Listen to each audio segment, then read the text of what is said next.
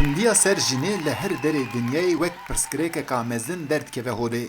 Her sal 25 mijdarê roja têkoşîna navnetewî ya dijî tundiya hemberî jinêtê te pîrozkirin. Li ber vê rojê li Parlamena Tirkiye di civîna grûpa Partiya Demokratîk ya Gelan HDP da bes jin kombûn. Hevseroka giştî ya HDP Pervîn Buldan di qisedana xwe da li ser pirsgirêkên jina ra westiya.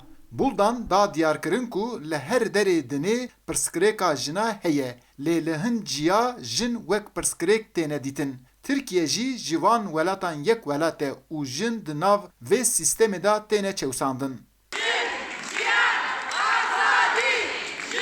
Di nav 19 mehan da li Tirkiye 652 jin ji aliyê mêran ve hatine kuştin.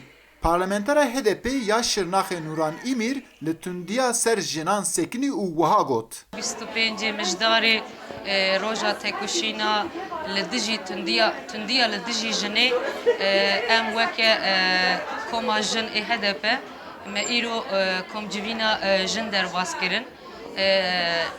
Gelek saziyên cûr be cûr hem pêkhatên HDP'de heman demê jî saziyên jin tevlîbûnê wan piştgirî wan çêbû. Li Tirkiye rêxistinên jina pêşî nikarin li hemberî kuştina jinan bigirin. Ev rêxistinana dadin xuyakirin ku di vî warî da sîstema dewletê arîşiya herî mezin e. Rêvebera platforma debariyê ya jina Funda Ekin dema tundiya ser jinê disekine dibêje dewlet wek nêrîna zilaman hatiye saskirin. Bizim hükümetimizin Hikûmeta me bi şêwazekî zilam hatiye saskirin û mafê jinê bi kar nayne. Tiştê ku dibêjin di jî wî kar dikin. Ji bo jina hiç qadek ve nekirine. Tundiya beramberî jinê bes bi gotinan nayê çareserkirin. Di zext û zorên ser jinan da dayîk di asta herî bilindan e. Ji nav dayîkên aştiyê da Nezahat Yaşar dema ser tundiya jinê disekine dibêje barekî giran di vî warî da jî dikeve ser milê mêran.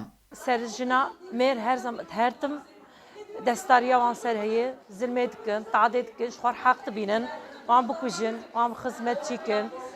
Yani nerincîkî, emrê wan debin. Yani ev ya me ev dîtiye hep.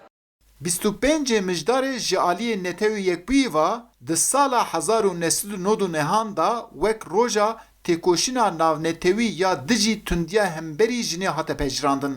Sedema wî jî li Komara Dominik di sala 1960 da jin rastî tundiya hatibûn. Ev roj wek zayîna tundiya dijî jinê hate pejirandin. Eyüp Demir, Dengê Amerîka, Ankara.